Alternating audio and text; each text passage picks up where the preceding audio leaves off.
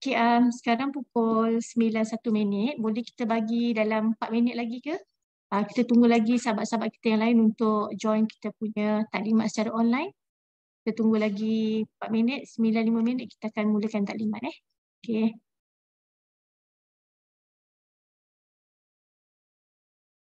Okay, kita dah boleh mulakan kita punya taklimat pagi ni. So, bismillahirrahmanirrahim.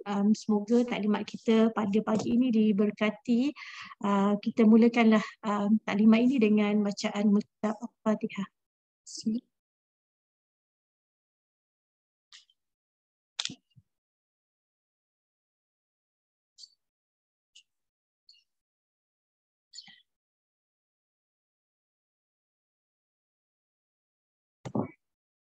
Assalamualaikum warahmatullahi taala wabarakatuh dan selamat pagi kepada semua. Dan pertamanya saya punya suara dengar tak? Boleh sesiapa respon tak? Untuk pastikan yang suara Okay. Dengar. Kalau tak dengar, kena maklumkan pada kami lah sebab so far dekat sini kita macam okey lah dari segi teknikalnya. So yang tu saya selain daripada tim exam, saya nak maklumkan bersama saya juga adalah Puan Nafisah, wakil daripada pejabat undang-undang. Puan Nafisah nanti dia akan bagi taklimat berkaitan dengan penguasaan undang-undang dalam kes penyelewengan akademik. So untuk pagi ni pertama kali saya ingin mengucapkan terima kasihlah dan tahniah kepada pengawas dan pengawas yang telah dilantik sebagai pengawas peperiksaan bagi semester 1 sesi 2023. Dan seperti mana yang kita maklum, tarikh peperiksaan akhir kita pada semester ini adalah mulai 5 sehingga 25 Februari, iaitu Isnin dan Khamis. So kita juga maklum bahawa untuk tempoh 3 minggu kali ini dia agak berbeza kerana kita telah pun mendapat arahan daripada Kementerian Pengajian Tinggi, Kementerian Pendidikan Tinggi sekarang ni, yang mana kita tidak dibenarkan mengadakan tes atau exam pada hari Jumaat, Sabtu dan Ahad. So big cram lah dari segi penyediaan jadual waktu peperiksaan kita, dan alhamdulillah kita telah selesai dengan final kepada jadual peperiksaan kita. Dan kita juga maklum untuk kali ini 100% peperiksaan akhir kita ini telah diadakan secara fizikal. Dan mungkin ada, saya rasa dalam 2-3 ataupun kurang daripada 5% kita terpaksa juga adakan exam ini secara hybrid, iaitu bagi mana-mana khusus yang ada program mobility ataupun pelajar mobility. Okay. So untuk ini kita exam ni kita ada 2 kampus, iaitu di kampus Parit Raja dan juga di kampus Pagoh. Dan untuk kampus induk kita ada lebih kurang 530 lebih khusus yang akan diadakan peperiksaan secara fizikal untuk kali ini, dan juga untuk kampus Pagoh kita ada lebih kurang 184 khusus. So dua-dua lebih kurang kita ada dalam 700 lebih khusus yang kita adakan peperiksaan akhir secara fizikal. Okay. So saya rasa untuk aluan pada pagi ini, dan saya akan serahkan kepada Puan Zarani unit peperiksaan untuk kita refresh balik tata cara berkaitan dengan peperiksaan akhir secara fizikal. Dan kemudian kita akan pergi ke agenda berikutnya, iaitu taklimat daripada Puan Nafisah lah, wakil daripada pejabat undang-undang. Yang ini Puan Nafisah dia akan fokus kepada kes-kes penyelewengan akademik ataupun kes-kes pelajar meniru lah, sebab kita nak pastikan dari segi bilangan kes tu dia kali ni tidak, kalau boleh nak zero lah, tidak berlaku. Tapi kalau ada pun mungkin kes-kes yang agak kecil, dan apakah tindakan kita sebagai ketua pengawas atau pengawas bagi menangani kes-kes penyelewengan akademik tadi. Okay, so untuk tu saya serahkan kepada Puan Zarani, dan kemudian anda kata ada sebarang soalan, kita akan jawab selepas taklimat. Silakan Puan Zarani.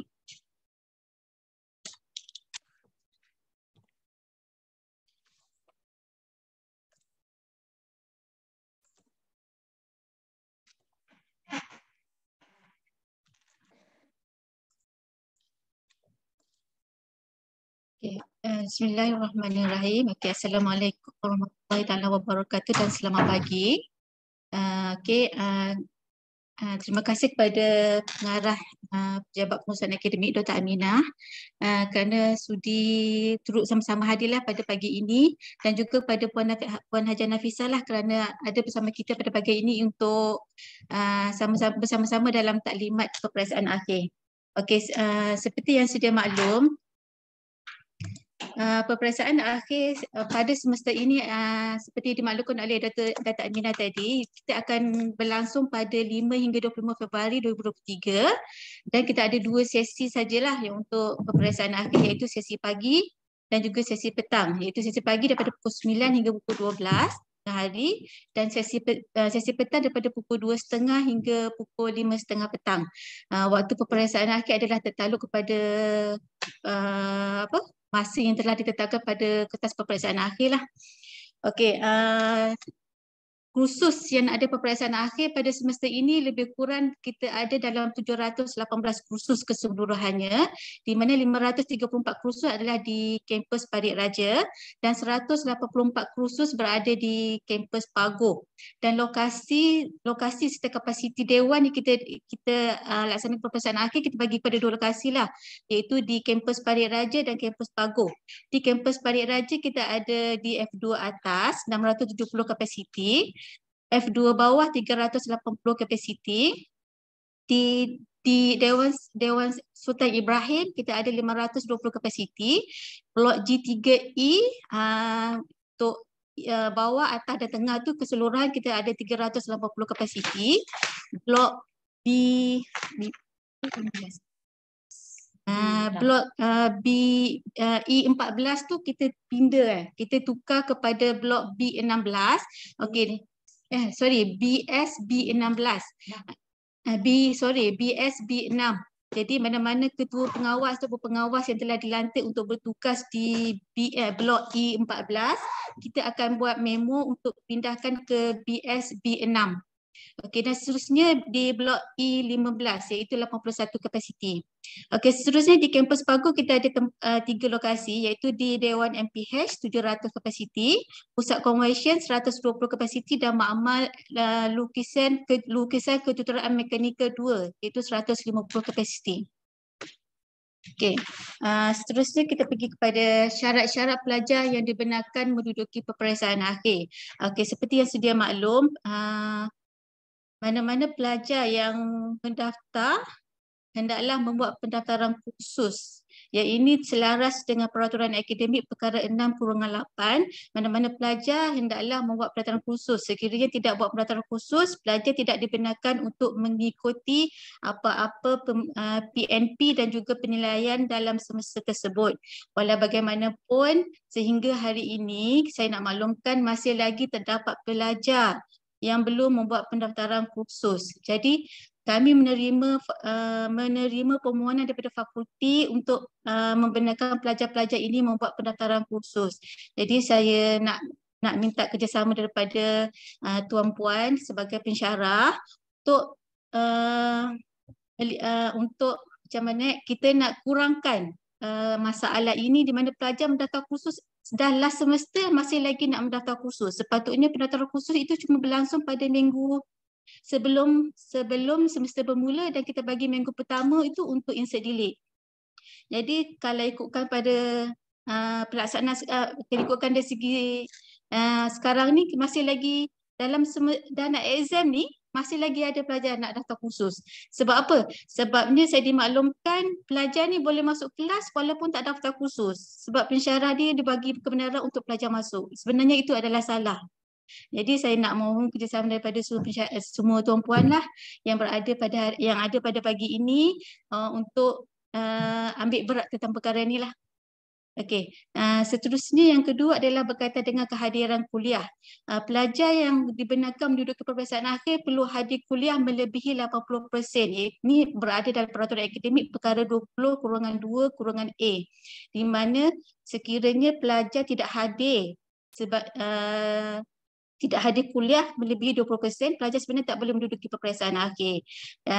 Sehingga hari ini kita ada menerima beberapa surat lah daripada fakulti yang untuk kita blok pelajar ini daripada menduduki peperiksaan akhir, dan kita akan keluarkan memo kepada pelajar, memo kepada ketua pengawas di lokasi yang berkaitan untuk membuat pengumuman di dalam Dewan Peperiksaan untuk tidak membenarkan pelajar tersebut duduki peperiksaan akhir.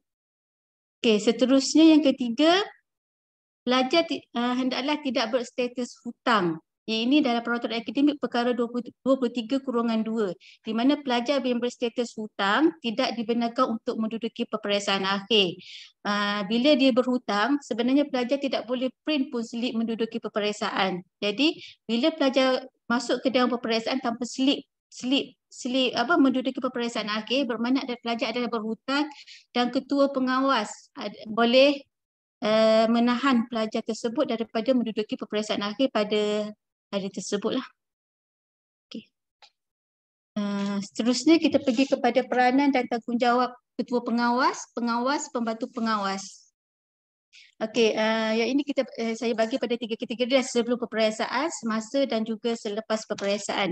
Okey, yang sebelum peperiksaan, yang pertama, tuan-puan boleh membuat semakan jadual bertugas di laman web PPA. Kita dah edarkan jadual pengawas pada minggu lepas. Jadi tuan-puan boleh membuat semakanlah di laman web PPA untuk tahu bila tarikh bertugas dan waktu bertugas. Kalau ikutkan kita untuk kampus Parit Raja, setiap pengawas diberi 2 sesi bertugas lah, dan untuk kampus Pagoh tuan-puan akan bertugas untuk 3 sesi ataupun 2 sesi. Okey, seterusnya tuan-puan juga diminta untuk melihatlah kepada peraturan peperiksaan akhir. Okey, peraturan peperiksaan akhir ini boleh dicapai di laman web PPA. Kita ada letak kat situ. Tuan-tuan bolehlah baca sikit apa yang dijelaskan dalam peraturan peperiksaan akhir tersebut. Dan seterusnya, ketua pengawas juga boleh menghubungi ahli yang lain untuk membuat pengurusan awal bagi urusan pengawasan peperiksaan akhir. Okey, yang ini kalau ketua pengawas dah nak buat agihan tugas kepada pengawas-pengawas yang terlibat pada hari tersebut, boleh. Okey, seterusnya iaitu semasa peperiksaan. Okey, tanggungjawab kepada ketua pengawas. Yang pertama, mengambil kertas soalan, backkick dan senarai nama pelajar di pejabat pengurusan akademik. Yang ini kena datang ke kaunter PPA lah. Kami akan berada di sini, dan tuan-puan yang ditugaskan sebagai ketua pengawas boleh datang ke PPA untuk mengambil kelengkapan yang akan kami sediakan lah. Yang kedua, yang untuk kampus Pagoh, tuan-puan diminta untuk mengambil di pejabat pentadbiran kampus Pagoh. Okey, seterusnya adalah menjadi tanggungjawab ketua pengawas untuk membaca skrip tata tertib peperiksaan. Skrip ni kita ada sediakan dalam backkick. Cuma tuan-tuan perlu baca sahaja apa yang kita telah nyatakan dalam skrip tersebutlah. Okey, seterusnya ketua pengawas boleh melarang pelajar yang melanggar atau tidak mematuhi peraturan peperiksaan. Yang ini seperti yang tidak mematuhi peraturan peperiksaan tu seperti yang kita nyatakan tadilah, yang tak daftar semua sekali itu kan. Okey, sama juga kalau sekiranya tuan-puan merasa pelajar tidak berpakaian sopan, itu pun tuan-puan boleh bagi saman sebenarnya. Okey, seterusnya tugas kepada pengawas dan pembantu pengawas. Yang pertama, pengawas dan pembantu pengawas perlu melapor diri 1 jam sebelum peperiksaan bermula di lokasi peperiksaan, di dewan-dewan yang terlibatlah, bukan di PPA. Lapor diri hendaklah dibuat kepada ketua pengawas. Okey, tanda tangan kehadiran. Yang ni kita ada sediakan list kehadiran. Tuan-puan perlu menandatangani kehadiran di hadapan ketua pengawas lah. Yang ketiga, menyusun kertas soalan, buku jawapan, buku rujukan sekiranya ada dan lain-lain keperluan peperiksaan. Yang keempat, memastikan laluan ke tandas dan tandas bebas daripada nota dan bahan larangan. Yang ini tuan-puan kena semaklah bila pelajar dah start periksa, boleh pergi ke tandas untuk tengoklah. Biasanya akan ada nota-nota yang akan diselitkan di celah-celah tandas tu. Okey, jadi tuan-tuan boleh, kalau sekiranya terdapat nota-nota ataupun bahan larangan tersebut, tuan-tuan boleh mengambil barang itu dan untuk dibuanglah. Okey, seterusnya mengiringi pelajar ke tandas atau keluar daripada Dewan Peperiksaan. Yang untuk pelajar akan ke tandas, kita akan sediakan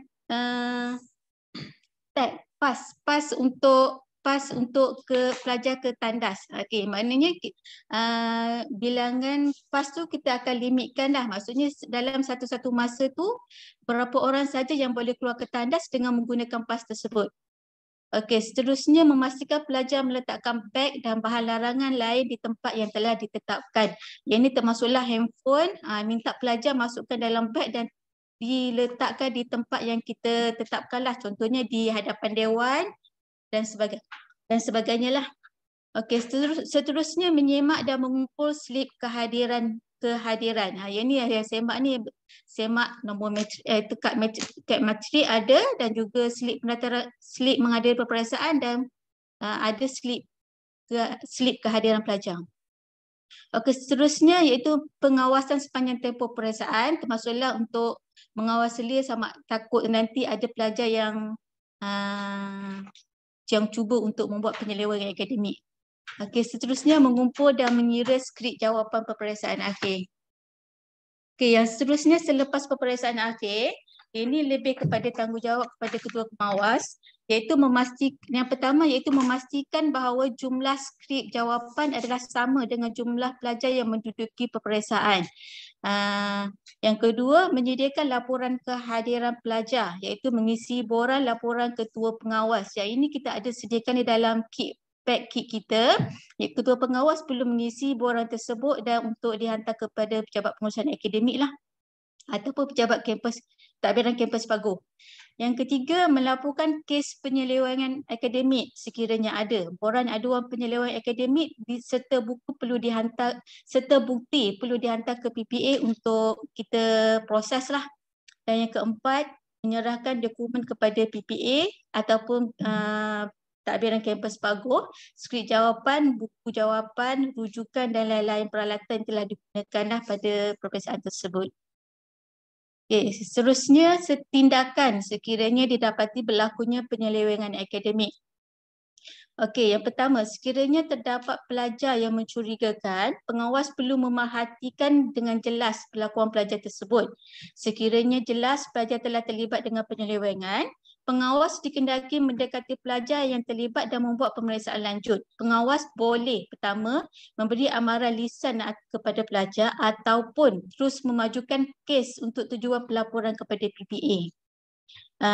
Yang ini atas budi bicara ketua pengawas lah.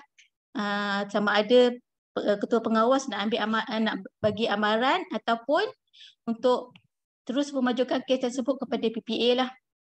Yang ketiga, sekiranya kes dibawa kepada PPA untuk tujuan pelaporan, pengawas hendaklah pertama merampas bahan bukti, yang kedua mengambil skrip jawapan dan kad matrik pelajar, melaporkan kes kepada ketua pengawas. Yang ini sekiranya pengawas yang tangkap, maksudnya perlu dimaklumkan kepada ketua pengawas lah untuk mengambil tindakan kepada kes tersebut.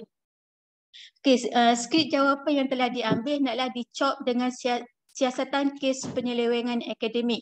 Cop ni kita ada sediakan di dalam buku peraturan akademik, dalam pack kit kita, dan pada setiap helaian skrip jawapan perlu dicop siasatan kes akademik pada setiap helaian skrip jawapan. Setakat kita tangkap tu lah. Skrip jawapan yang telah dicop hendaklah diserahkan semula kepada pelajar dan pelajar dibenarkan untuk terus menjawab soalan peperiksaan tersebut hingga akhir peperiksaan. Seterusnya, pengawas hendaklah mengisi borang aduan penyelewengan akademik dan mendapatkan pengesahan pelajar dan juga ketua pengawas. Borang aduan skrip jawapan perlu jawapan pelajar tersebut hendaklah beserta bukti hendaklah dimasukkan dalam sampul kas yang telah disediakan dan dihantar ke PPA lah selepas peperiksaan berakhir. Okey, saya rasa taklimat saya dah habis. Ada persoalan yang daripada dekat chat. Sekejap. Lokasi untuk pagu LKM 2 di blok mana ya? Mohon makluman lengkap, terima kasih. Okey. Dia Mal ni nanti saya akan minta tim pagu nanti kami akan salurkan maklumat ni lokasi untuk LKM tu. Sebab Cik Reza ada dalam ni tak? Tak ada. Okey, tak apa, nanti kami akan maklumkan lokasi tu. Yang kedua, adakah tindakan terhadap pengawas yang tidak hadir tanpa sebab? Okey, kita akan keluarkan satu surat tunjuk sebablah kepada pengawas yang tidak hadir tu. Seterusnya, perkeliling peraturan peperiksaan pelajar ada yang latest ke? Peraturan peperiksaan akhir yang latest yang berada di laman web PPA lah. Salam saya lagi. Salam Puan, untuk pelajar OKU, adakah ada masa tambahan untuk jawab soalan? Terima kasih. Dia sebenarnya kalau ikutkan untuk OKU ni, dia boleh mohon untuk exam berlainan tempat. Maksudnya dia tidak bersekali dengan pelajar-pelajar yang biasa. Dia boleh contohnya kalau di kampus Pago, dia boleh mahu untuk mengambil peperiksaan di pejabat pentadbiran kampus Pago. Kalau di PPA, di PPA lah. Biasanya kalau OKU ni kita akan tengok OKU-nya macam mana dan kita akan bagi tambahan masa. Yang ni yang OKU macam mana ya Puan? Siapa tu?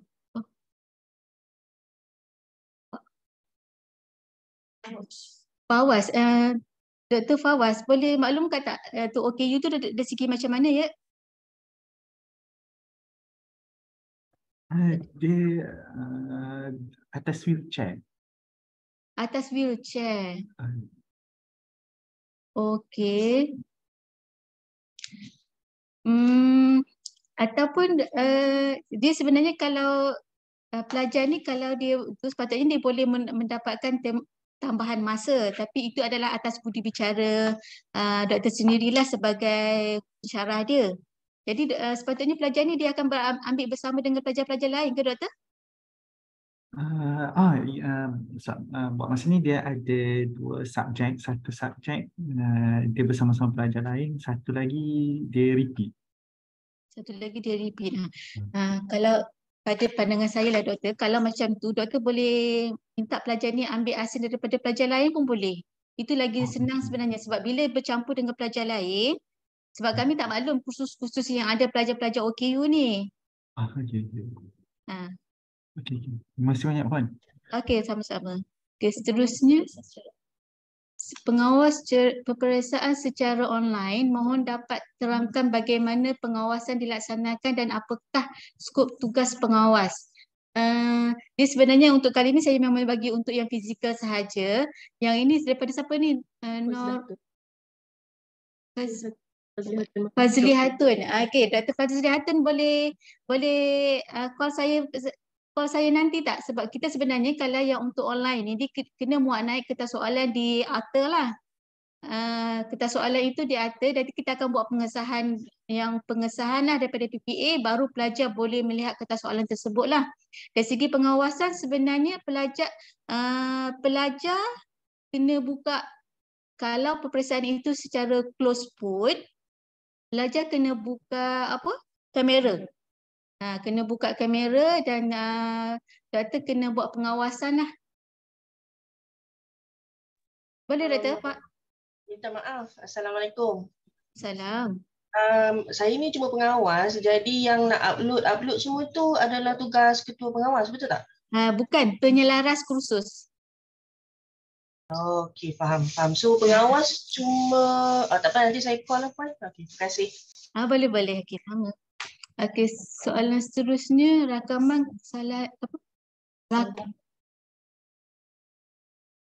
rakam kesalahan pelajar meniru satu kesalahan ke?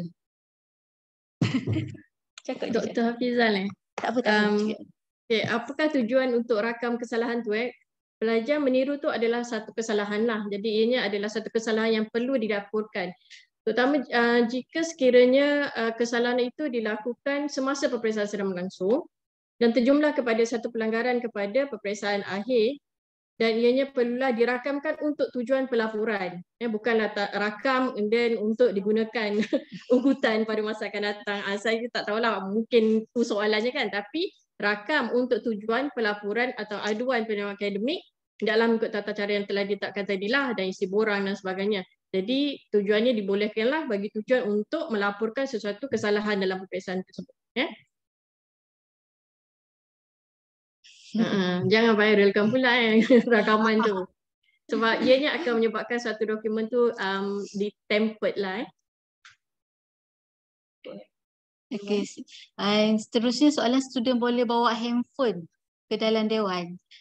Sebenarnya tak boleh. Handphone perlu dimasukkan dalam beg dan diletakkan di tempat yang ditetapkan lah. Sepatutnya handphone tu tidak berada dengan pelajar. Okay, kertas soalan diambil di pejabat pentadbiran ya. Yang untuk di kampus Parit Raja, kertas soalan diambil di pejabat pengurusan akademik, dan untuk kampus Paguh, kertas soalan diambil di pejabat pentadbiran kampus Paguh. Okay, seterusnya mau PPA sediakan meja panjang yang cukup di hadapan MPH. Yang ini kita dah maklumkan kepada pihak pentadbiran kampus Paguh, dan pihak pentadbiran kampus Paguh dah maklum dah yang untuk tambahan meja tu. Nanti kami akan ingatkan lagi lah supaya akan ada meja tambahan tu untuk untuk ketua pengawas. Untuk semua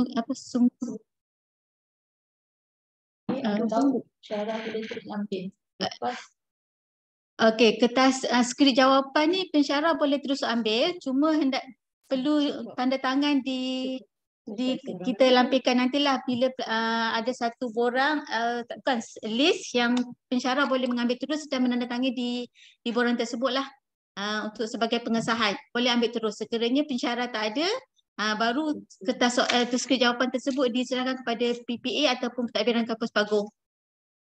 Okey, seterusnya untuk open book, adakah pelajar dibenarkan menggunakan laptop, mobile phone untuk merujuk nota mereka? Sepatutnya kalau open book boleh je, tak ada masalah. Tapi cuma tak banyak lah. Sebenarnya kalau berdasarkan semakan tu tak banyak yang dilaksanakan secara open book. Kalau ada pun hari tu dia mohon untuk buat secara independen. Open book dia dah tapi open book pengecualian prosedur. Jadi open book sebenarnya dia boleh rujuk mana-mana. Okey, seterusnya jika ada student tak dapat hadir macam mana ya puan, boleh ambil peperiksaan di hari yang lain. Sebab apa tak boleh hadir? MC ke ataupun apa? Dia sebenarnya sebab kalau pelajar tak dapat hadir sebab MC cuti sakit, pelajar boleh menduduki peperiksaan khas. Dan peperiksaan khas ini boleh dilaksanakan selain daripada waktu exam yang telah kita tetapkan, dan boleh dibuat sebelum JKP exam. Maksudnya peperiksaan itu boleh buat sebelum. Tapi sekiranya tidak hadir atas sebab-sebab lain, yang sebab-sebab lain yang boleh diterima oleh fakulti, peperiksaan khas tersebut boleh dilaksanakan selepas mendapat kelulusan daripada JKP exam. Okay. Contoh sebab lain tu, contoh pergi haji ke, kecemasan ke, itu boleh dilaksanakan selepas JKP exam selepas mendapat kelulusan daripada JKP exam lah. Kalau MC boleh buat sebelum JKP exam.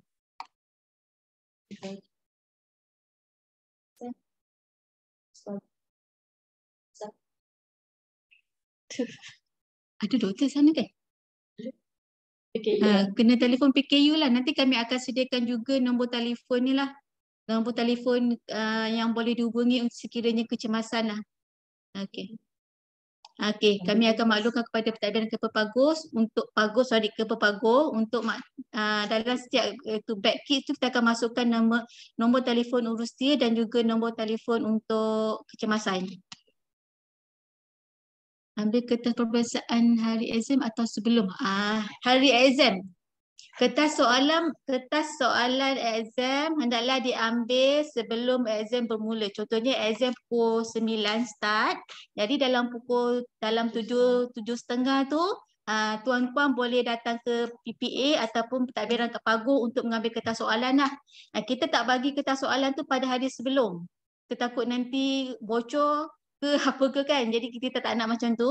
Kita bagi pada hari exam tersebut. Assalamualaikum. Salam. Okey, saya akan berunding. Saya nak bagi cadangan sikit lah untuk penambahbaikan. Okey. Pertama untuk dewan-dewan yang besar ni, kita ada ramai pengawas kan. Okay. Jadi ini pengalaman saya dulu lah kan. Sekarang mungkin dah tak ada, kok orang semua dah okey, dah patuh. Cuma keadaannya di mana bila ramai pengawas ni, ada yang tak tahulah dia punya fungsi dia datang tu buat apa, saya tak pastilah kan. Dia tak buat vigilant punya tanggungjawab, datang lewat, balik awal. Jadi rekod sign dia macam tak Bible. Saya rasa bagus buat kita guna tu lah konsep yang kita punya attendance tu kan. Bawa satu mesin kat dewan-dewan besar ni, dewan besar saja yang kelas-kelas kecil tu, untuk yang tak banyak kursus tak apa. Ini F2 dengan DSI lah utamanya. Jadi kalau kita buat sistem kehadiran, gunakan kita punya attendance macam biasa yang kita datang kehadiran tu, dia tahu dia clock in berapa, balik clock out berapa. Jadi dulu pengalaman saya macam tu lah, jadi ketua pengawas ni kan, kita tak ditegur sangat kan. Tapi bila kita nak buat kerja tu macam tak cukup orang. Sebab ada yang mengelak lah, macam mengelak kan. Jadi saya rasa perlu penambahbaikan sikit lah untuk pemantauan kehadiran pengawas yang bertugas ni kan. Yang kedua, untuk dewan besar macam DSI ni kan, kita akan combine beberapa kursus. Jadi sitting dia tu dah disettingkan.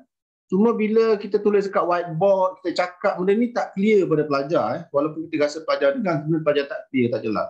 Jadi kita dah ada skrin besar dekat dewan DSI tu kan. Apa salahnya kalau kita buat satu sistem ataupun kita just buat PowerPoint, kita listkan kod kursus dengan nombor meja. Jadi tulisan tu lebih jelas dipaparkan dan pelajar boleh tengok serentak dan jelas. Saya rasa penambahbaikan perlu dibuat lah untuk perjalanan exam lebih mudah. Sekian saja. Terima kasih. Okey, terima kasih Cik. Kami akan ambil maklumlah berkaitan dengan cadangan-cadangan tersebut. Mungkin yang untuk exam kali ni kami tak sempat nak buat lah. Sebab ni masih dah suntuk masanya. Kami akan cuba buat untuk exam akan datang. Cumanya yang untuk pelajar tu, sebenarnya pelajar pun sepatutnya dia dah maklum kedudukan meja pelajar tu kan. Jadi sepatutnya tak ada masalah lah, sebab kita pun dah tampalkan susun atur di dekat luar dewan tu. Maksudnya pelajar dah boleh semak kedudukan mejanya dekat mana sebenarnya. Okay, tak apalah, tapi yang cadangan tuan tu kami akan ambil maklum dan kami akan cuba untuk implementkan pada semester akan datang. Okey, cuma saya terlupa untuk maklumkan kes-kes pelajar yang tidak mau buat peraturan kursus ni, saya nak minta untuk ketua pengawas ambil maklum jugalah, di mana bila pelajar ni tak buat peraturan kursus di saat-saat akhir ini baru nak daftar kursus, pelajar ni sebenarnya dia tak ada nombor meja. Bila nak exam nanti dia tak ada nombor meja. Jadi pelajar ni dia akan datang PPA untuk buat pengesahan, PPA ataupun pentadbiran kampus Pagu untuk membuat pengesahan yang dia telah mendaftar kursus tersebut, dan kita akan tulis nombor meja yang last, bukan nombor meja yang last mengikut kursus dia, nombor meja yang last dalam dewan tersebut. Jadi ketua pengawas kena maklum, kami akan maklum kepada ketua pengawas, pelajar tersebut akan berada di nombor meja yang akhir sekali. Jadi kertas soalan untuk pelajar tersebut perlu diletak jugalah di meja akhir tu. Okey, itulah. Assalamualaikum Puan. Salam. Puan nak komen sikit berkenaan dengan cadangan daripada PPA tu berkenaan pelajar yang lambat daftar ni. Kalau kita letak dia berlainan meja, berlainan sikun daripada classmate dia, saya risau benda ni akan mengganggu ketika kutipan skrip jawapan tu. Sebab kalau katalah, sebab selalunya kita kutip ikut sequence meja kan, by section. Jadi kalau takut juga kalau pelajar ni terpisah daripada section dia, nanti skrip jawapan tu takut tersalah kutip dan tersalah dikumpulkan dekat section yang lain. Jadi tak boleh ke kalau untuk pelajar yang lambat daftar ni, meja dia kita kekalkan nombor meja tu. Maksudnya kalau dia tak daftar sampai ke sudah, meja dia tu kosong lah. Tapi in case kalau PPA benarkan dia daftar lambat, dia boleh duduk dekat meja yang sepatutnya dia duduk kalau dia daftar daripada awal SEM lah. Macam itulah, isu dia adalah isu kutipan skrip tu, takut nanti tersalah. Okey, saya maklumlah berkaitan dengan isu tu, tapi bila pelajar ni tak daftar, kami tak ada data pun dekat dalam sistem pelajar tu akan ambil kursus tu. Jadi bila kita tarik bilangan pelajar tu, semasa kita nak buat jadual exam tu, kita tarik data keseluruhan data yang pelajar mendaftar sahaja kursus tersebut. Jadi kalau kursus tersebut cuma yang daftar adalah dalam 100, ada 5 orang lagi tak daftar, jadi yang 100 tu je kita boleh letak meja. Sebabnya nombor meja ni kita generate secara automatik. Bila kita sediakan jadual exam tu, nombor meja dia akan dalam contohnya dekat dalam satu dewan tu, okey 100 ni untuk kursus A, daripada 101 hingga 102, 150 contohnya untuk kursus B. Jadi kita tak boleh nak kursus B kita start daripada 120. Tak boleh. Sebab dia secara automatik generate. Assalamualaikum. Salam. Saya nak tanya soalan berkenaan dengan kalau pelajar ada dia ada kad OKU lah, dan dia dari segi kesihatan mental. So kalau berlaku apa-apa ketika during the exam, so apa kita akan buat Maksudnya sebab masa midterm saya dia berlaku. And then kalau dia final exam, dia ada berlaku panic attack ke anxiety dan sebagainya. So apa yang boleh kita lakukan Itu soalan saya. Yang ini pun pelajar ni berada bersama dengan kawan-kawan yang exam lain ke? Juga sama sekali Sebab kami sebenarnya memang kami tak maklum pun. Ada pelajar-pelajar yang contohnya kalau pensyarah tu maklum kepada kami, okey pelajar ni ada masalah kesihatan ataupun macam OKU. Jadi sebenarnya pelajar ni kita boleh asingkan sebenarnya. Tapi sebab kita tak ada dapat maklumat daripada fakulti dan juga pensyarah, jadi itu maksudnya kita tabur je semua dekat dewan exam. Jadi kalau boleh Puan PM tepi saya boleh? PM tepi. Boleh. Puan saya sendiri boleh Puan? Okay, baik. Terima kasih. Sama. Okey, soalan lagi kat sana. Assalamualaikum. Salam. Saya nak tanya, kalau misalnya ada pelajar yang dia positif COVID ataupun dia influenza positif, tapi dia kata dia larat untuk ambil exam, macam mana Maksudnya dia tak nak ada yang second set B tu ke, dia nak juga pada hari tersebut. Macam mana? Dia sebenarnya bila dia dah detect sebagai positif COVID ataupun influenza, sebenarnya pelajar tu dapat MC. Kalau MC memang dia kena ambil exam khas. Maknanya dia tak boleh ambil macam kita bagi dia secara online ke, tapi kita mengawasi dia secara dia on camera ke, tak boleh lah. Saya tak nak ambil risiko lah. Maksudnya bila kita minta pelajar tu mengambil juga, contohnya kalau pelajar tu tak dapat menjawab exam, dia akan blank kita balik. Jadi sebab dia dapat MC kan. Jadi mana-mana pelajar yang MC memang kita benarkan untuk menduduki exam khas. Jadi kita pegang pelajar tu kena ambil exam khas lah. Okey, terima kasih. Okey, soalan seterusnya dekat chat apa tadi? Smartwatch untuk meniru dan wireless earphone untuk reply nota di dalam tudung. Okey. Maksudnya bila kita syaki kan sesuatu kesalahan penyelenggaraan akademik itu, ianya mestilah berdasarkan dan bersandarkan kepada bukti lah untuk dia majukan. Dan apabila kita buat pengawasan dan tindakan pengesanan dan pengesahan itu terbukti, jadi untuk operate smartwatch ni, dia akan operate secara remote kan menggunakan smartwatch ni. Jadi kita perlukan satu lagi pembuktian iaitu handphone yang disingkan dengan smartwatch tersebut lah sekiranya ada minta. Pertama, bila kita syak sesuatu penyelenggaraan akademik berlaku, pertama kita minta pelajar sila bangun, ikut kita ke tempat, mungkin tempat yang tersembunyi sikit, mungkin ialah untuk mungkin kalau yang lain perempuan tu perempuan lah kan, bagusnya pengawas perasaan perempuan lah untuk dia buat search, body search ke dan sebagainya kan, sebab dia dah ada aurat yang perlu dipelihara. Maka kalau kita syak perkara-perkara itu kan, nak tengok earphone dia, earphone yang tersembunyi dan sebagainya. Jadi kita minta dia dilayan dengan penuh bermaruah lah. Jadi kita asingkan dia di tempat yang tersembunyi. Kita minta kalau kita syak memang ada earphone, kita minta dia serahkan earphone tersebut, smartwatch-nya, dan juga kita minta handphone dia yang mungkin berada yang dia operate secara remote lah di sekitar dalam dewan peperiksaan tersebut. Itu antara nasihat yang saya berilah. Dan kes rampasan smartwatch earphone ni pernah berlaku pada tahun 2019. Puan, berkenaan dengan gadget-gadget ni, why not in the first place jangan bawa. Macam calculator programmable, memang ada peraturan tak boleh bawa.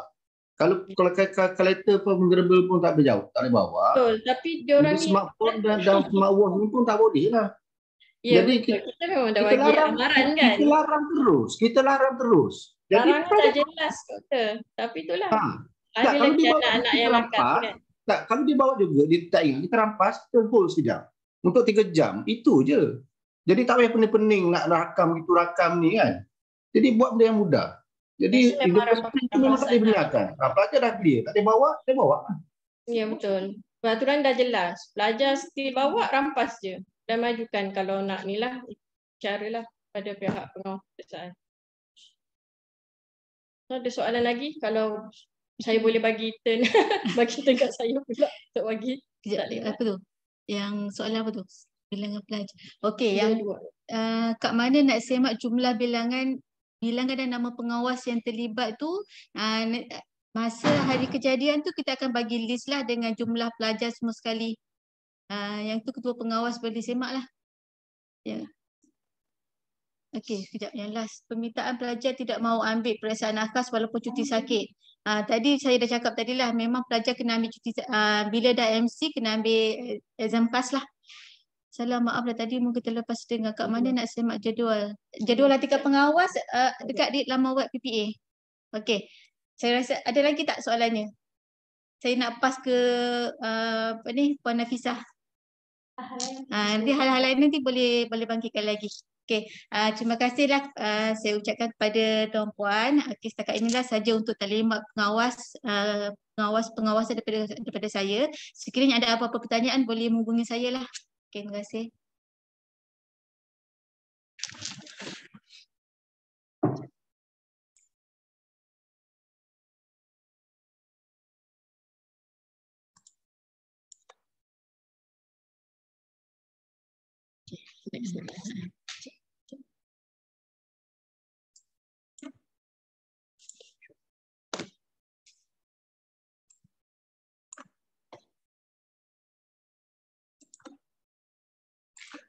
Okay, bismillahirrahmanirrahim. Assalamualaikum warahmatullahi wabarakatuh. Terima kasih kepada Puan Zahrani. InsyaAllah nanti kalau ada soalan-soalan berbangkit lagi, kita akan sambung lepas sesi turn saya ni lah.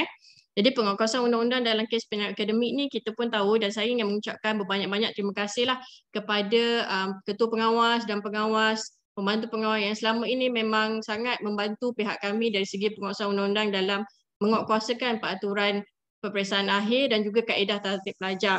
Bagaimana kita maklum, anak-anak ini adalah dinilai untuk tujuan penilaian dalam peperiksaan akhir, di mana untuk melihat sejauh mana pelajar menguasai. Tetapi apalah gunanya sekiranya pelajar-pelajar ini meniru ataupun menipu di dalam peperiksaan. Jadi sia-sia sajalah, tak adalah. Jadi kita harap apa-apa tangkapan pun, selama kita berada di universiti ini, kita selalu diingatkanlah kita masih lagi dalam proses untuk mendidik anak-anak ini. Jadi sehingga akhirnya lah kita harap mungkin tangkapan di dalam peperiksaan itu akan menjadi satu pengajaran dan titik noktah untuk mereka melahirkan satu graduan yang lebih profesional, lebih berintegriti pada masa akan datang, insyaAllah. Jadi kita lihat peraturan dalam menguatkuasakan peraturan penilaian akademik ni, kita ada dua lah peraturan. Dari segi prosidingnya kita mengikut kaedah UTHM, Tertib Pelajar-Pelajar 2009. Okey, yang mana di sini dinyatakan kesalahan di dalam peperiksaan. Okey, ianya secara umum saja plagiarism, tapi dia tak ada kaitan lah dalam peperiksaan akhir. Larangan untuk plagiat, lepas tu larangan membawa apa-apa barangan larangan ke dalam atau keluar dari sesuatu peperiksaan, bilik peperiksaan, dalam pun tak boleh bawa masuk nota, keluar pun tak boleh. Kalau kita keluar bawa skrip jawapan kosong, kertas skrip jawapan kosong tu pun adalah satu kesalahan. Sebab kita dah ada beberapa tangkapan yang melibatkan kertas jawapan kosong tu akhirnya rupanya ditulis nota untuk tujuan pada peperiksaan akan datangnya lah. Jadi apabila peperiksaan tu kalau dia sekali lalu tu kan buat inspection dia tak perasan tu. Itu adalah sebenarnya nota. Dia ingat itu adalah skrip jawapan pelajar semasa peperiksaan tu lah. Okey, B menulis atau mendapatkan orang lain untuk menulis pada bahagian lain ada tubuh badannya atau di atas pakaiannya. Ini pun kita pernah dapat aduan dan tangkapan lah pengawal peperiksaan. Dia menulis formula pada tapak tangan, ada pada tudung, ada yang pada lengan baju.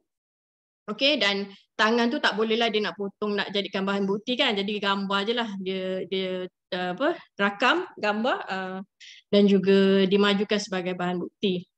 Dan C berhubung dengan mana-mana pelajar. Okey, semasa pelajar semasa exam sedang berlangsung, ini pas-pas nota lah, panggil kawan. Sebenarnya nak pinjam alat tulis. Tapi sebenarnya ialah kita pun dah tahu kan tata cara, tata tertib dalam peperiksaan tu. Kalau perlukan apa-apa, angkat je saja tangan dan pengawas peperiksaan ramai yang boleh membantu mereka nak menyantuni apa saja dia punya kehendak tu lah.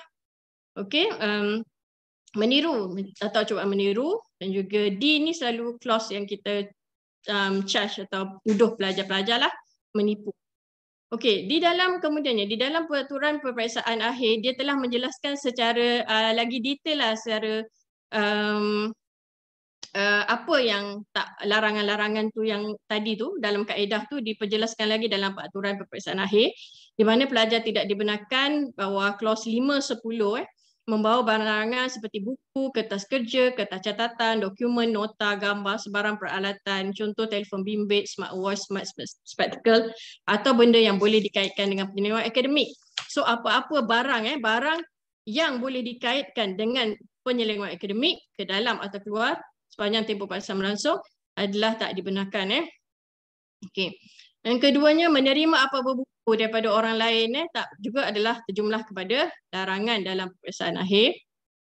C, menulis atau mendapatkan orang lain menulis. Ni yang tadi saya tekanlah di atas tangannya atau mana-mana bahagian lain tubuh badannya atau di atas pakaiannya. D, berhubung atau berkomunikasi dengan mana-mana pelajar lain dalam peperiksaan semasa sedang berlangsung dengan apa jua cara sekalipun. Yang ini kita pernah selain daripada dia baling-baling nota tu, Toyol tu ada juga dia hubung 12 orang dalam satu dewan dia berhubung melalui WeChat group tentang soalan dan jawapan semasa peperiksaan sedang berlangsung. Okey. Tak, peperiksaan fizikal di dewan, di satu tempat dewan yang dirahsiakan namanya. Dan E, menjawab soalan peperiksaan sebelum waktu yang ditetapkan atau meneruskan jawapan selepas waktu peperiksaan tamat. F, mengambil, mengubah, menyembunyi, merosak atau memusnahkan sebarang harta yang berkaitan dengan persediaan atau penyempurnaan tugas peperiksaan. G, mewakilkan pihak lain menduduki peperiksaan bagi pihaknya. Okey, kalau kita lihat pelajar memakai niqab, dia sebenarnya pelajar dilarang memakai niqab terutama apabila masuk ke dalam dewan peperiksaan. Okey, ada yang kita lihat pelajar yang apabila kita melihat sesuatu pelajar memakai niqab, kita mesti identify pelajar itu, siapakah dia, slip peperiksaannya, kad matriknya kan, dan dia adalah orang yang sah dan sahih lah, dan dia tidak dibenarkan memakai niqab lagi selepas masuk dalam peperiksaan. Kemudian kalau dia nak keluar, dia boleh pakai balik. Okey, dan seterusnya, sekiranya pelajar ni dia dapati membawa barangan, nota dan sebagainya, maka pelajar hendaklah menyimpan bahan-bahan tersebut mengikut arahan penyimpanan ditetapkan oleh pengawas peperiksaan. Tadi Puan Zahra dah kata, kena letak dalam beg. Jangan. Kalau nampak dia pakai smartwatch, minta dia tanggalkan. Sorry, kata this is prohibited item. Cakap you kena buka dan tinggalkan. Ada juga pelajar-pelajar yang ditangkap the nota di dalam jaket dan sebagainya ni. Kita tanya, you tak tahu ke peraturan peperiksaan? Dia kata dia tak sempat baca. Dia kata, you tahu tak masa pengumuman barang-barang larangan tu apa kan? Dia kata, saya masuk lambat. Saya masuk dah 10 minit macam tu, dia tak dengar. Lepas tu dia kata, ini adalah nota daripada previous yang memang ada dalam dia punya jaket, dia tak sempat nak keluarkan. Jadi itu juga terjumlah, walaupun nota tersebut tak ada kaitan pun dengan subjek yang sedang diduduki, kursus yang sedang diduduki, ianya terjumlah kepada prohibited item, maka ianya ada menjadi satu kesalahan. Okay, kalau kita tengok borang yang akademik ni, ni semua dah, saya percaya semua orang memang dah hebat sangat ni mengisinya. Okay. Okay, kalau kita tengok dari segi ni, seperti biasalah, tak apalah saya tunjukkan lagi mana ada pengawas-pengawas yang baru tu. Okey, biasa butiran peribadi pelajar. Okey, setiap aduan hendaklah disertakan dengan borang ini. Ada kadang-kadang aduan yang tidak disertakan dengan borang. Jadi ianya akan menyukarkanlah proses aduan untuk diangkat bagi tujuan pendakwaan. Jadi nama seperti biasalah, isikan butiran peribadi pelajar, nama, nombor matrik, nombor meja, nombor telefon bimbit pelajar tersebut. Waktu peperiksaan, contoh peperiksaan tu pukul berapa? 9 hingga 10 pagi, tulis di situ. Tarikh tangkapan pada 9.30. Okey. Ini selalu budak dia memang bab-bab ni dia kadang membohongnya lebih lah. Dia cakap saya baru kena tangkap 15 minit pun saya dah terus kena tangkap. Padahal sebenarnya bila tengok tarikh tangkapan dan waktu tangkapan tu kan, dah pukul 11, dah 2 jam daripada tangkapan tu berlangsung. Jadi itu tak boleh jadi defense lah pada pelajar. Lokasi tangkapan, okay, kalau F2 tulis F2 lah. Okay, nama kursus yang diadukan tersebut, kod kursusnya dan nama pensyarah kursus ni biasanya memang kita akan nak rujuk lah nama pensyarah ni untuk tujuan markah dan sebagainya lah. Jadi di sini di butiran A dan B ni adalah satu butiran yang sangat penting untuk tujuan pertuduhan nantilah pelajar-pelajar ini. Okay, asas justifikasi. Okay. Aduan berhubung, kita tikkan di mana tangkapan tersebut. Mengapa tangkapan ini dibuat? Kerana dia apa? Dia berhubung ke, dia membawa barang larangan, tikkan. Dan nyatakan apa barang yang larangan tersebut. Telefon bimbit, jenama apa, lain-lain smartwatch, tuliskan di situ. Okey, merujuk barang larangan, nyatakan di situ atau menulis atau mendapatkan orang lain, tulis kat badan dan sebagainya. Dan bukti bergambar perlu dilampirkan sekiranya ada. Yang tadilah tangan tu kan, dia tulis formula kat tangan tu, kita tak dapat nak rampas tangan dia. Jadi kita ambil gambar saja. Ambil gambar dia dan juga satu gambar dia untuk dengan nak lihat dengan jelas apa yang dia tiru ataupun larangan dibawa tersebut, contoh formula ke ataupun teks ke kan. Dan juga tangan tersebut dan muka pelajar sekali untuk menunjukkan dia adalah pelaku kepada yang menulis nota pada tangan tersebut lah. Okey. Lain-lain kesalahan, okey, nyatakan. Okey, huraikan kronologi kes ni secara ringkas saja. Contohnya, pelajar berkelakuan dengan cara mencurigakan. Hasil pemeriksaan selanjutnya, didapati pelajar telah merujuk nota yang disembunyikan di bawah kertas soalannya. Okey. Barang yang kes yang dirampas dan diserahkan kepada PPA kena nyatakanlah apa dia, nota, telefon bimbit dan pengakuan pelajar. Di sini selalunya ada juga pelajar yang tidak mahu menandatangani sebab dia nak menafikan, dia nak deny dia punya pertuduhan tu nanti. Tapi tak apa, kalau dia tak nak sign tak apa. Biasa budak-budak yang dirampas handphone ni dia akan sign sebab dia nak mengaku bahawa betul tu adalah handphone dirampas. Tapi kalau yang nota ke apa tu kadang dia tak nak. Dia tak nak, kita kena catatkan keengganan dia menandatangani bahagian F ini. Kita akan lihat ianya akan ada merit jugalah dari segi behavior pelajar semasa tangkapan dan sebagainya. Okey, G, tanda tangan pegawai yang melakukan tangkapan. Kalau pengawas peperiksaan, tulislah saksi kejadian kalau ada, lepas tu akhirnya tanda tangan ketua pengawas peperiksaan. Okey. Jadi saya lihat dari segi aduan penyewaan akademik ni, alhamdulillah kita dah kurang, rasa dah 90% kes-kes penyewaan akademik ni tidak perlu siasatan lanjut lagi kerana borang ini telah diisi dengan lengkap oleh pengawas peperiksaan dan ketua pengawas peperiksaan menunjukkan bahawa mereka sangat arif dan juga dah well versed tentang borang ini dan ianya sangat memudahkan kerja kami di Pejabat Penasihat Undang-Undang untuk tujuan pendakwaan. Okay, walaupun kita kesan masih lagi lah ada kelemahan-kelemahan kelemahan, okey. Kalau dari segi pembuktian tu, PPA dia akan semak dululah. Okey, PPA akan semak dulu. Cukup tak? Bila aduan itu mestilah dikemukakan dengan borang aduan, kertas skrip jawapan yang telah dicap dengan siasatan kes penilaian akademik tadi, salingan kad metrik pelajar iaitu untuk menunjukkan pelaku, dan juga bahan bukti seperti keterangan dokumentar iaitu nota, kertas jawapan, telefon bimbit, apa-apa yang dirampas yang boleh membantu untuk siasatan dan juga membantu untuk pertuduhan pelajar. Gambar kalau ada rakaman CCTV, kes untuk berhubungan antara satu sama lain tu sekiranya ada, apa-apa gambar bahan larangan yang tidak boleh dirampas macam saya cakap tadilah, tudung dia ke kan, takkan nak rampas tudung dia dah tak tutup aurat pula nanti balik kan. Tangan dia kan. Okey. Kelemahan dalam pengendalian tangkapan ni kita kena pastilah. Pertama, tiada borang aduan, ada yang buat lisan saja maklumkan. Tetapi sekarang PPA dia dah memang semak dulu, buat semakan sebelum hantar aduan ke pejabat undang-undang. Jadi kelemahan yang satu ni alhamdulillah telah ditangani dengan baiklah oleh pihak PPA. Yang kedua, borang aduan tidak lengkap.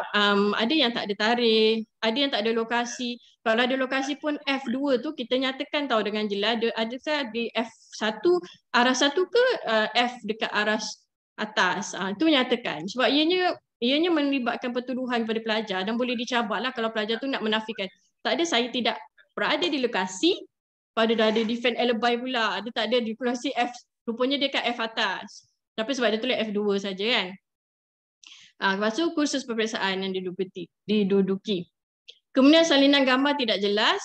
Okey, ada ambil gambar tangan tapi tak jelas gambar tersebut. Jadi kalau boleh ambillah gambar cantik-cantik. Okey, pelajar tak menandatangani borang aduan atau tiada catatan pelajar enggan. Okey, yang tadi saya cakap kalau pelajar enggan, kita catatkan di situ. Pelajar enggan menandatangan. Nanti tahulah kita basuh budak ni macam mana. Kemudian markah pelajar telah dikosongkan sebelum keputusan pihak berkuasa terhadap pelajar membuat keputusan. Ini beberapa kes kita lihat ada pensyarah yang telah mengosongkan markah sebelum. Kita tak boleh mendahului sebab kita kena ingat prinsip dalam undang-undang bahawa one is innocent until proven guilty. Jadi kita tak boleh mendahului keputusan pihak berkuasa terhadap pelajar. Kita hanya bertanggungjawab pengawal peperiksaan, bertanggungjawab untuk melaporkan perkara tersebut dan biar pihak berkuasa terhadap yang membuat keputusan. Jadi kita akan ambil skrip jawapan pelajar dan kita tanda tangan walaupun kita nampak ada cap. Apa tu cap? Kes penilaian akademik kita kena tanda tangan marking macam biasa. Jangan sekali-sekali kita kosongkan mengikut keputusan kita sendiri. Okey, kemudian kertas pelajar dirampas dan diberi kertas jawapan baru. Kertas asal dilupuskan. Ada juga. Kertas pelajar yang asal tu dia dah nampak budak tu terang-terang meniru, dia terampas dan dilupuskan. Budak ni diberi kertas jawapan yang baru. Okey. Jadi tak bila kita dah cap penilaian akademik tu, kita pulangkan kertas tu semula dan pelajar menjawab seperti biasa. Okey, bersama-sama nanti bila dia submit skrip jawapan tersebut bersama-sama dengan kertas yang dicap tersebut dan kertas jawapan yang kemudiannya dia telah lepas tangkapan dibuat. Okey, biar nanti pihak berkuasa terhadap akan membuat keputusan tentang markah berapa yang layak didapat. Kemudian pelajar diarahkan keluar dari Dewan Peperiksaan selepas puasan dikesan atau tangkapan. Ini dah jarang lah. Tapi dulu pernah pelajar ni diarahkan lepas dia ditangkap, dia suruh you get out, get lost tadilah. Dia suruh pelajar ni keluar. Kesian budak ni, terpunya pinga dia. Okay. Alright. Prosedur pengendalian secara ringkasnya biasalah kita bermula dengan aduan.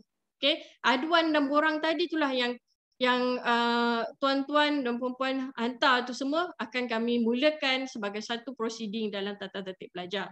Jadi terima aduan kalau maklumat tak lengkap, siasatan lanjut akan dijalankan. Tapi kalau maklumat tu dah sangat perfect dan juga mempunyai merit untuk dibawa kepada pendakwaan, kita akan teruskan. Jika wujud kes, kita akan kemukakan untuk pelajar dipanggil dan diberi pertuduhan untuk hadir di hadapan pihak berkuasa terhadap pelajar kes selalu aku akademik untuk memberi keterangannya dan untuk dia defend lah diri dia. Dalam kes ini TNCA adalah pengerusi kepada jawatan kuasa ini. Jadi lepas tu pelajar pun dibicarakan dan kemudian dijatuhkan hukuman. Okey, pelajar diberi rayuan untuk 14 hari untuk buat rayuan. Okey.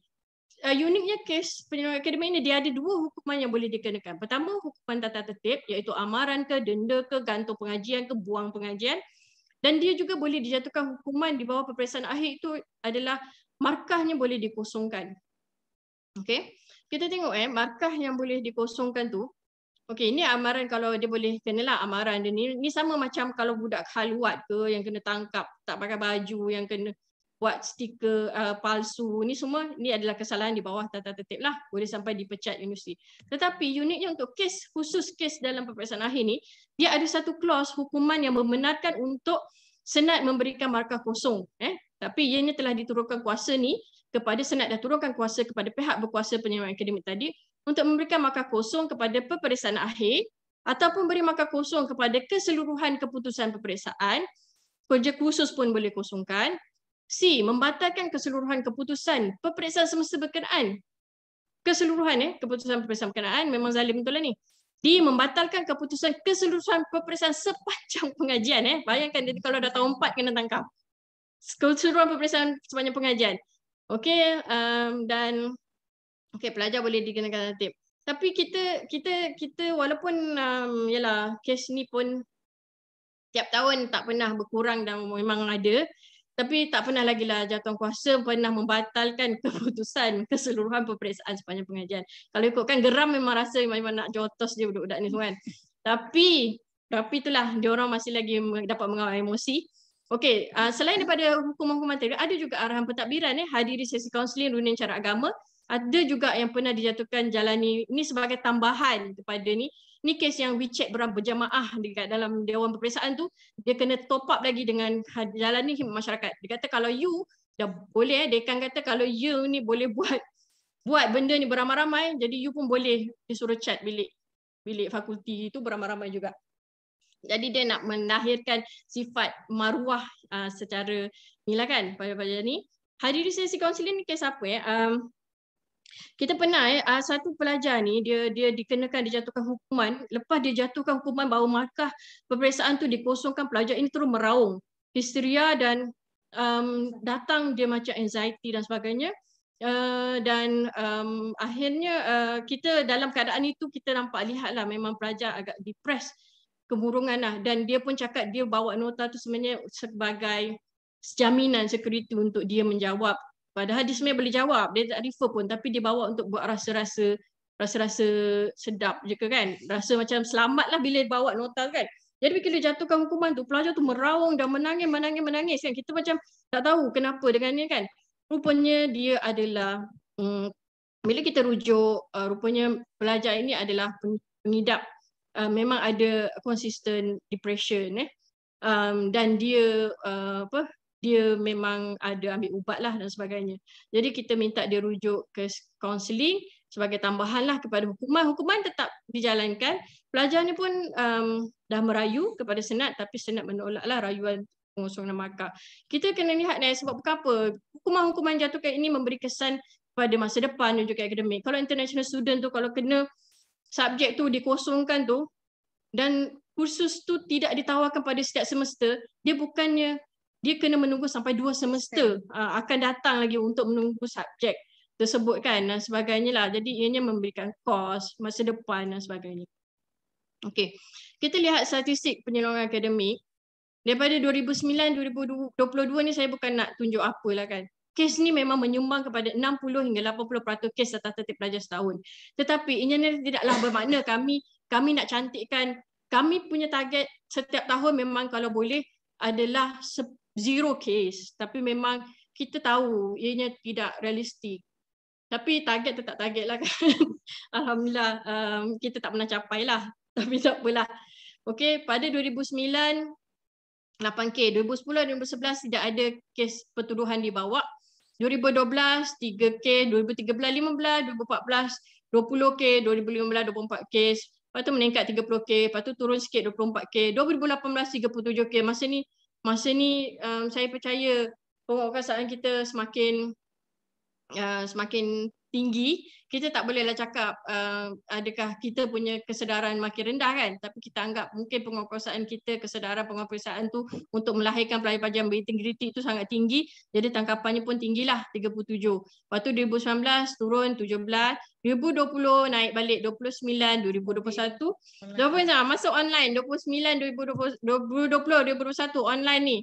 Ramai betul ni kes check.com. Inilah tangkapan ni bukanlah semasa peperiksaan, tapi biasanya semasa marking paper tu dia detect. Lebih kurang sama je 12 orang ni. punya jawapan. Rupanya dia pass around dia punya jawapan. Kau buat nombor 1, aku buat nombor 2. Kau buat nombor 3, kau buat 4. Lepas tu dia exchange jawapan sesama mereka. Ya Allah. Hai. Kemudian 2020, kes tahun lepas hanya 10. Okey. Kalau kita tengok terperinci 2021, saya nak tunjukkan bukan apalah, perincian ni bukan nak memalukan mana-mana fakulti lah. Saya nak tunjukkan hukuman yang telah berlaku evolusi pada 2021 hingga 2022. Di mana pada tahun 2021 39 tangkapan berlaku, ini masuk online Kita tengok markah dia, pelajar-pelajar ni semua kena denda amaran, denda RM100, kemudian markah peperiksaan akhir dikosongkan. Maksudnya markah peperiksaan akhir tersebut dikosongkan. Kemudian pada tahun 2022, pada peperiksaan semester masa tu Julai 2022, markah peperiksaan akhir kursus yang adukan dikosongkan keseluruhannya. Jadi markahnya ni masa tu PPD, kes PPD 4 orang saja. Okey, pihak berkuasa tata tertib Sarawak Akademik bilangan 1 2022 telah memutuskan untuk markah peperiksaan kursus yang kursus tu diadukan tu dikosongkan keseluruhannya. Tetapi pada Ogos hingga November 2022 berlaku perubahan kepada pihak berkuasa punya presiden. Dia telah memutuskan bahawa pelajar markah kursus yang diadukan telah dikosongkan keseluruhannya apabila melihat kes ini masih lagi wujudlah tiap-tiap tahun. Jadi markah kursus yang diadukan dikosongkan keseluruhan ni maksudnya termasuk carry mark semualah. Yang inilah yang pelajar yang menangis meraung tu. Okey, jadi pelajar ni maksudnya bila dah kosong keseluruhan tu dia kena repeat lah kan untuk subjek ni. Dan dia extend hanya untuk repeat di subjek kan. Jadi itulah kesan-kesan pada pelajar lah. Jadi kita berharap macam saya cakap tadi lah, tujuan kita sebenarnya adalah untuk mendidik dan harap ianya akan menjadi pengajaran yang bergunalah kepada anak-anak ini apabila keluar daripada UiTSM insya-Allah. So sekian saja daripada saya. Terima kasih.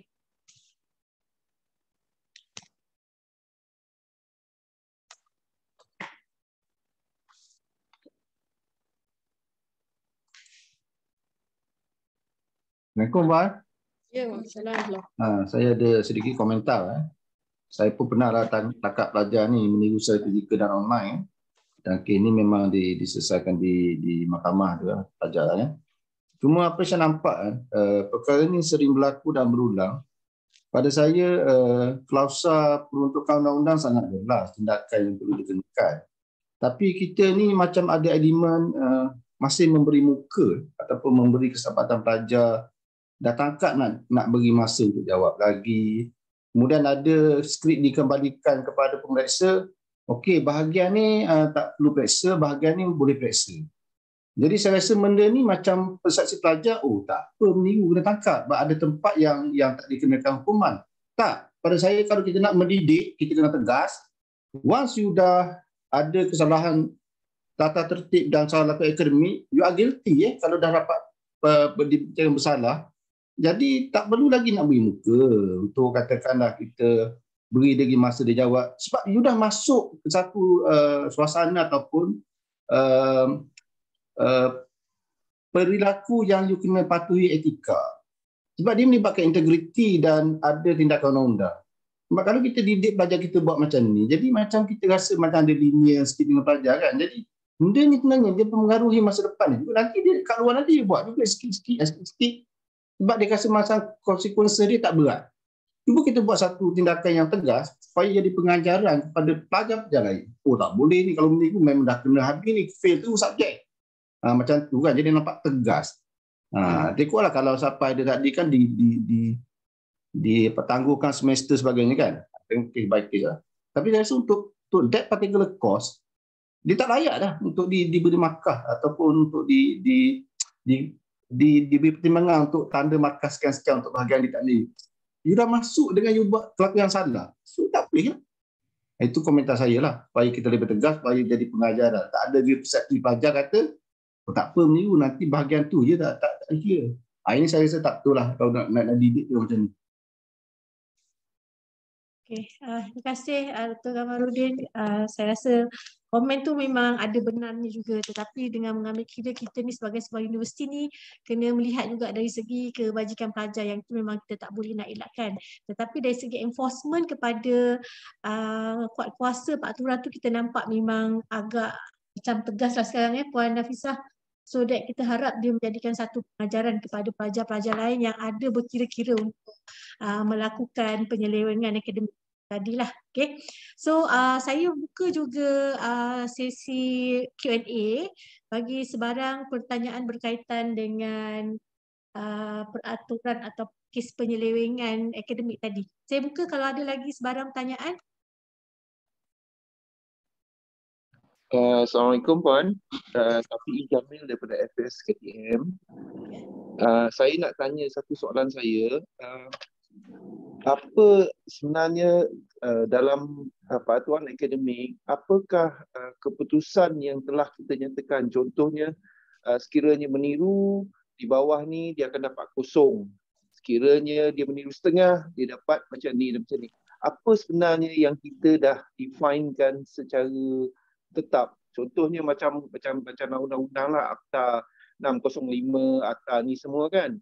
Jadi ada tak kita, kerana decision yang berubah-ubah kan, boleh buat kerja amal dan sebagainya.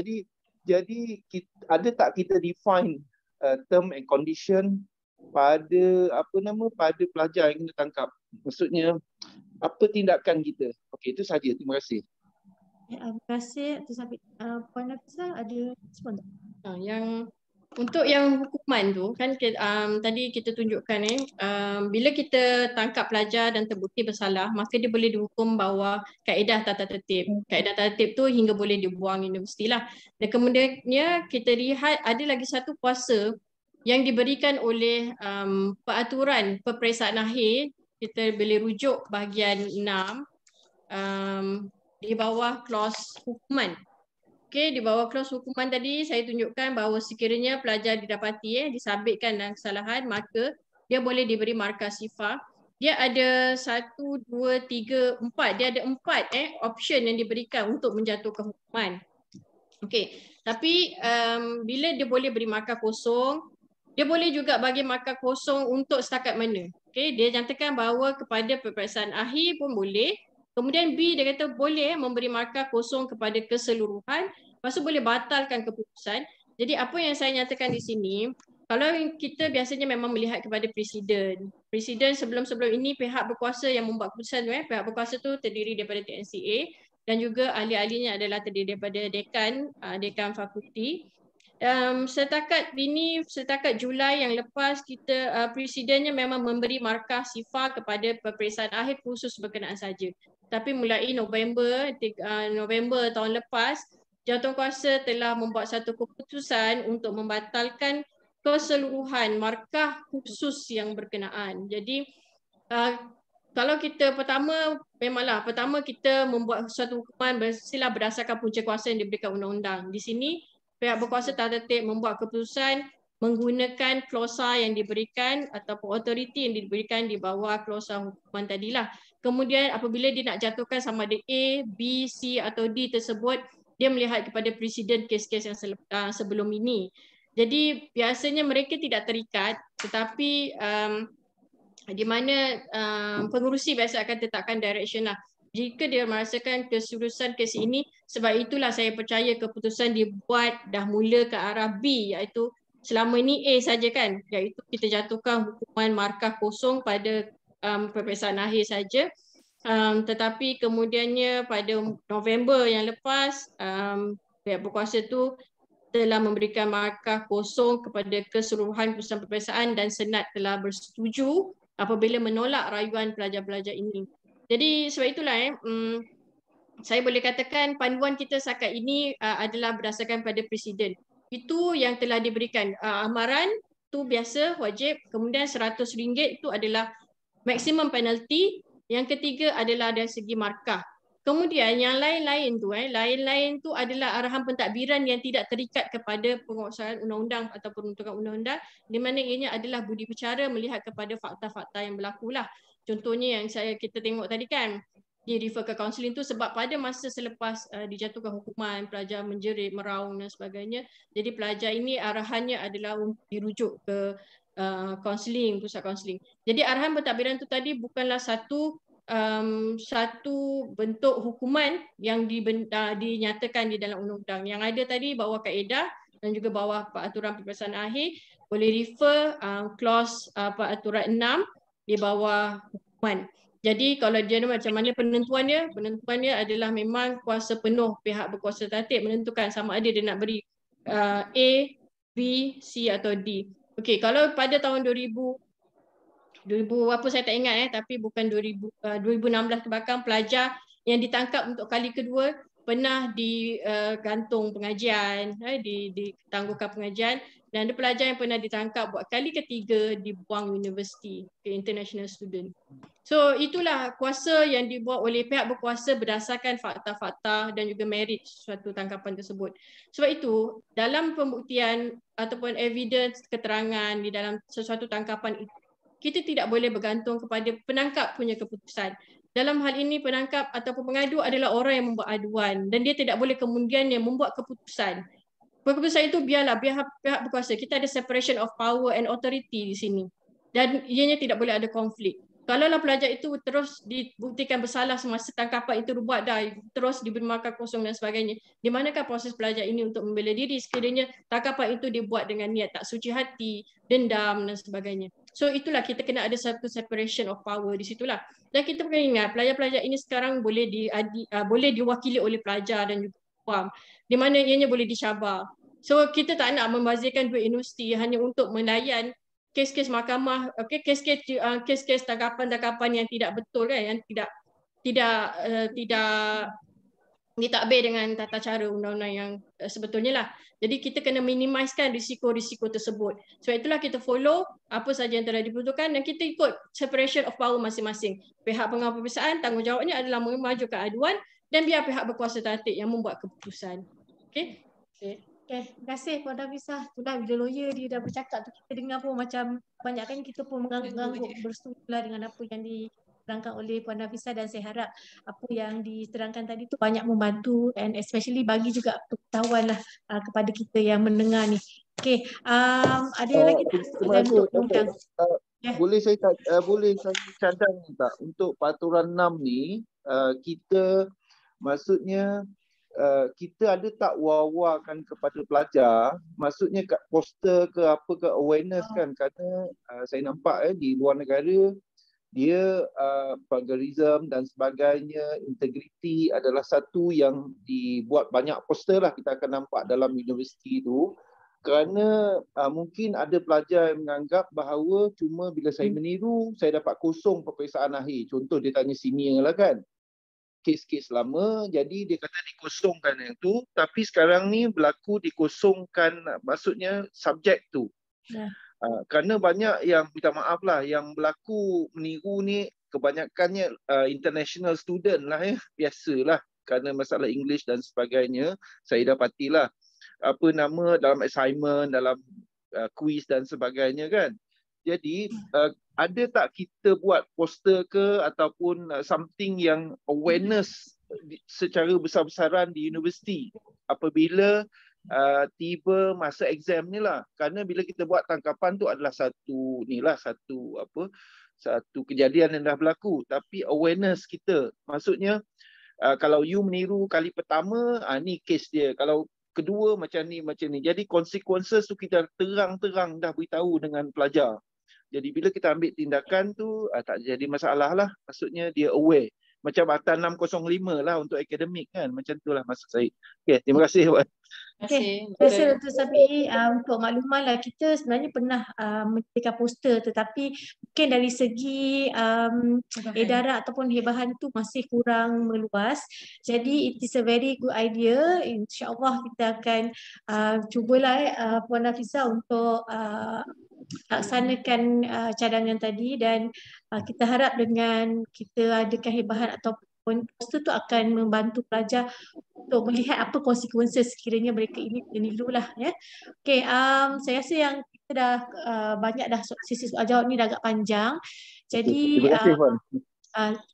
sama. Jadi saya rasa sebelum saya tutup, saya pergi sekali lagi, mungkin kita bagi masa dalam 5 minit lagi untuk saya buka semula di bawah hal-hal lain jika terdapat sebarang pertanyaan ataupun cadangan untuk kita menambah baik dari segi tata cara ataupun proses kerja bagi pelaksanaan peperiksaan akhir ni, kita boleh kemukakanlah. So saya buka 5 minit lagi sebelum kita tutup taklimat kita pada pagi ni. Okay. Assalamualaikum. Ni saya nak saya dah lama canangkan benda ni, tapi tak tahu takat ni macam tak jadi lagi, yang bukan ada kekangan kan. Ini bukan peperiksaan akhir tapi berkaitan dengan sistem juga. Okey, untuk peperiksaan akhir ni kita full out. Semua lokasi exam dewan kita memang sediakan dengan terbaik lah kan, sebab nak memenuhi kursus-kursus. Isu yang saya nak bawa ni, mungkin dah 2 kali saya bawa ke PPA lah, tapi tak berjalan lagi lah. Lokasi untuk ujian ni kita hanya hadkan kepada F2. Kadang-kadang F2 ni kat bawah tu ada event. Kemudian dengan kekangan KPM kata tak boleh buat weekend. Jadi ruang yang terhad ni untuk dimasukkan beratus kursus. Jadi boleh tak cari ruang lain untuk pemilihan yang grup lebih kecil. Kita ada kursus yang 1 section, 2 section saja kan. Jadi tak perlulah nak masuk full semua tempat yang satu ni, jadi crowded. Kemudian pilihannya tak banyak hari tu, semua nak kat situ. Jadi masa exam ni kita buka banyak ruang. Saya faham sebab banyak kelas dan tak ada dah. Tapi saya rasa boleh lah allocate tambahan beberapa lokasi. Saya rasa baru ni kita ada buka lah kan untuk G3. Alhamdulillah lah, okey lah tu. Cantik lah. Tapi kesian pelajar duduk 2 jam kipas berapa biji dan aircon tak ada, susah juga tu. Jadi saya cadangkanlah ke PPA kan, carilah ruang untuk selesaikan tempat untuk test ni. Test ni banyak kursus nak buat serentak. Tapi kita kekang pada satu tempat je, F2 saja. So harap ada malam-malam lah. Okay, terima kasih Dr. Kamarudin. So kita actually mengakulah mungkin dari segi ruang tu, masalah ruang untuk assessment ni. Setakat ni memang kita buka untuk F2 atas dan bawah. Jadi kita harap dari segi isu ni akan selesai selepas kita dari segi ruang B blok B kita sekarang ada masalah ruang. Jadi kita harap kalau ikutkan kepada jadual kerja kita by bulan Mac, insya-Allah kita dah boleh buka semula ruang kuliah di blok B tu.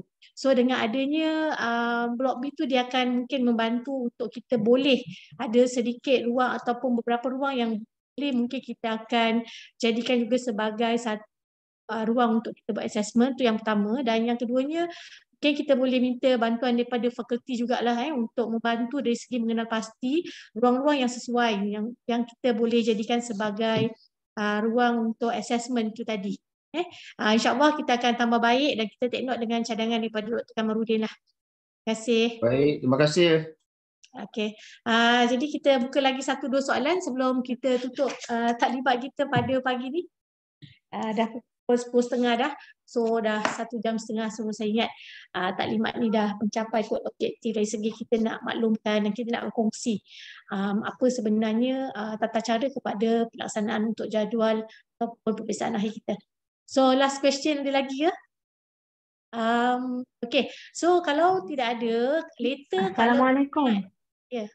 Dr. Suhaila. Sorry, maaf ya, saya baru terfikir berkenaan dengan pelajar. Tadi kita dah jelas mengenai kalau mereka ada mendapat jangkitan apa-apa penyakit berjangkit kan. Tapi kalau katalah pengawas sendiri yang sepatutnya, jadi perlu tak pengawas tu mencari pengganti?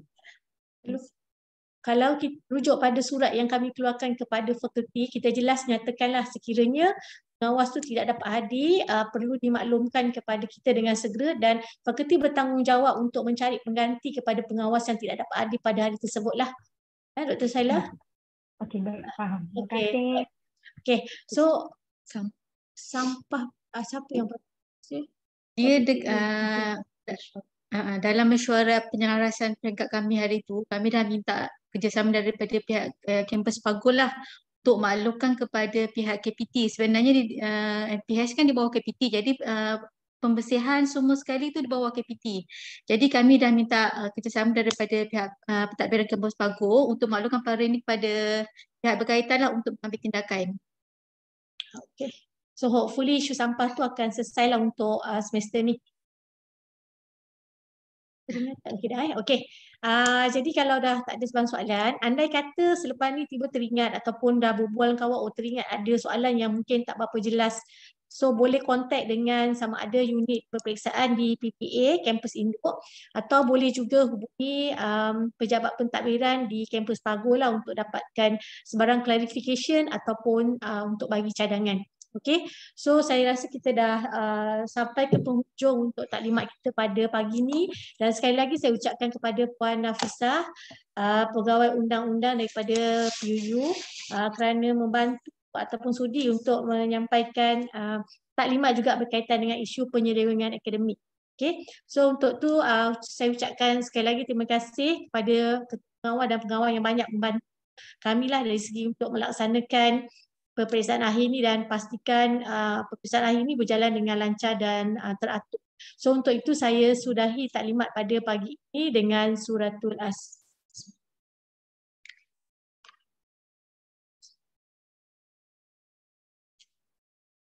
Okay, Assalamualaikum warahmatullahi taala wabarakatuh dan terima kasih semua.